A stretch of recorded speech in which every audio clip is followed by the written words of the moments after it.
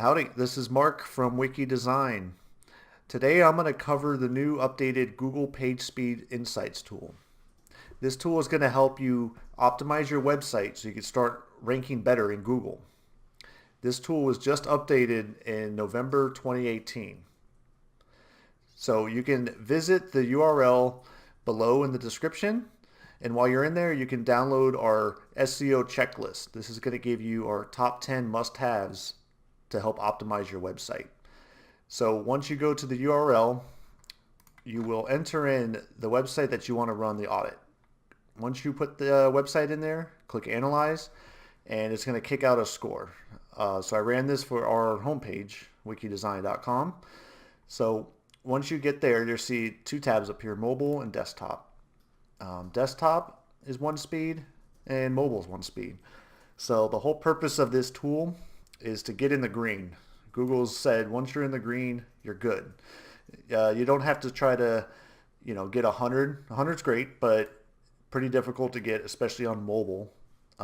Desktop is a little bit easier because they're not throttling the internet speed, whereas mobile, I believe they're trying to run it at like a 3G level, so they're trying to figure out how slow your website is loading for people on a 3G network. So once you run that, they're going to give you a whole list of things to, update. And so I passed all of these audits. So if you have a lot of optimizations that you have to make on your website, it should appear under opportunities here.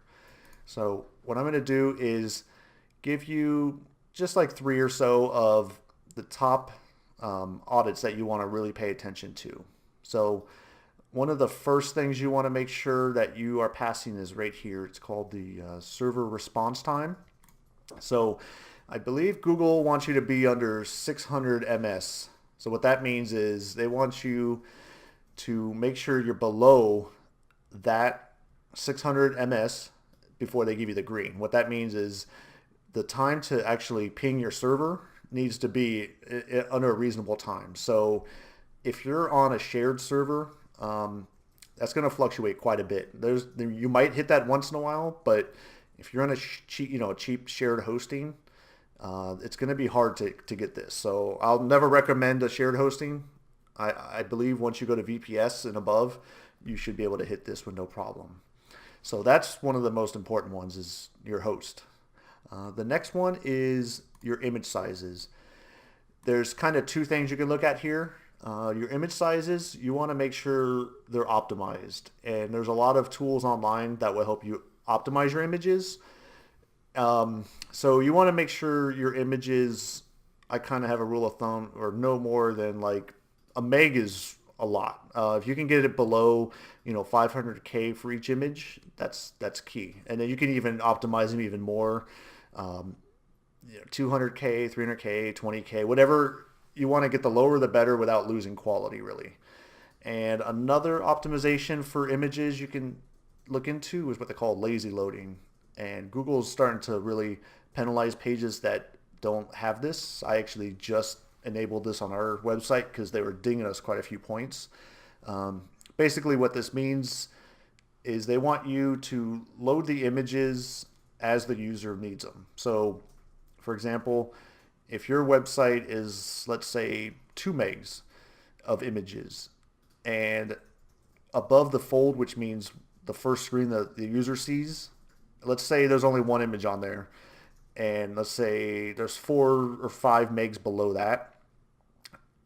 With lazy loading, what that's going to do is make sure you don't load the images below what the user is seeing.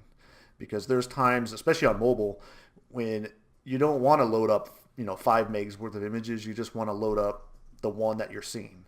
So doing what they call lazy loading, it's just going to load what the user sees, and then it will load as the user scrolls down the website. So this is a really good tool. And in the future, they have said that Chrome is going to have this built into the browser. So for the time being, it's a really big consideration into getting a green, a fast score. And one of the other tools or audits that we recommend looking into is what they call minifying your code. So what that basically means is when you have your CSS files or your JavaScript files, there might be a lot of, white space. There's a lot of empty characters in there, and each little character is taking up one little piece of information. So what this does is it will, you can use tools that will help what they call Minify, which compress all that dead space basically. So it's going to make your file sizes smaller. That's going to help out a lot too. So I covered just a few tools here. As you can see, there's a whole bunch.